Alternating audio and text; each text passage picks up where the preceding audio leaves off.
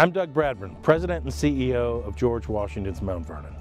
Now, George Washington loved our country, but there was one place he loved more than anywhere else, and that's right here at his home at Mount Vernon. Our mission here at the Mount Vernon Ladies Association is to restore and preserve this extraordinary place so that people who visit it can get inside the mind of George Washington. This is a place that he designed, that he loved, that he created so that people would be inspired to do and become their best selves. Now here we've got over 30 buildings, many of which are wood, many of which are from the 18th century, exposed to the elements. We get visited by 1 million people a year, and so it's a constant challenge to make sure that this place looks beautiful so that it can be educational and inspirational. And we have a great opportunity in which you can help us do that right now. A very generous Mount Vernon donor, Mrs. Karen Buchwald Wright of Mount Vernon, Ohio, has issued the Mount Vernon Preservation Challenge. Now, during this challenge, every dollar you donate, she will match with 2 more of her own, tripling your giving power.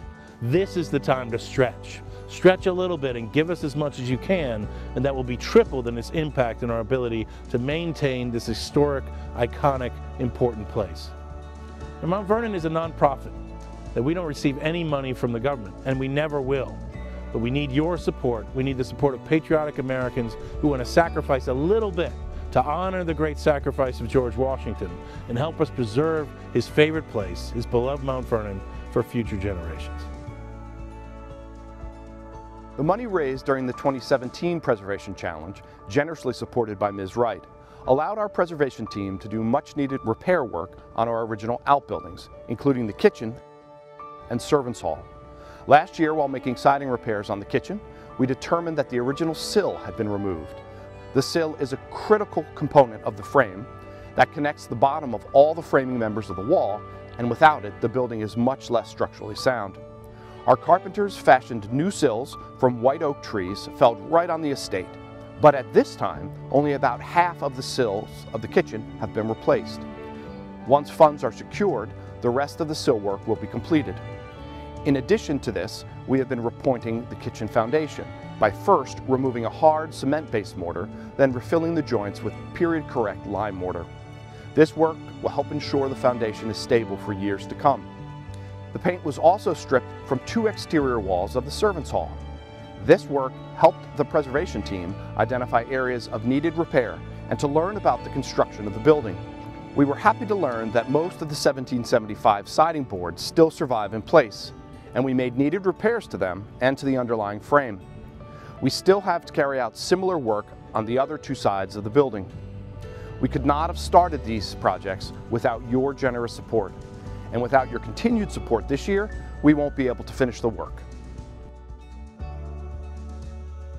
This historic mansion has endured 284 years of rain, snow, sun, wind, and termites. Add to that the tread of millions of visitors who have passed through the mansion over its lifetime, and you'll understand why the building needs a little additional TLC. Our recently completed condition assessment confirmed that repair efforts carried out 100+ years ago have outlived their effectiveness, and we need to execute permanent repairs to the frame and improve internal environmental conditions to keep the house as healthy as possible. We need to restore elements missing from the building's frame to ensure the structure will continue to stand up to what Mother Nature has to throw at it. We also need to improve outdated electrical and HVAC systems to create a healthy environment for the house and its contents. This work will allow us to reinterpret the cellar in a new way. Research completed in Phase 1 suggests there was an enslaved family living in rooms within the cellar. We wish to show visitors how the cellar was once a bustling part of the house with a kitchen, storage area, and living space. We won't be able to do this work without your generous support. Work began this year to restore the North Garden House, which is in the upper garden. This small structure was built right after the Revolution and was used in a number of ways.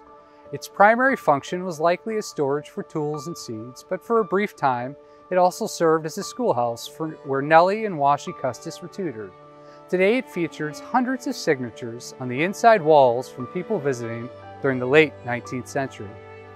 Earlier this year, work started on a new roof, and we learned that the building's framing needed attention.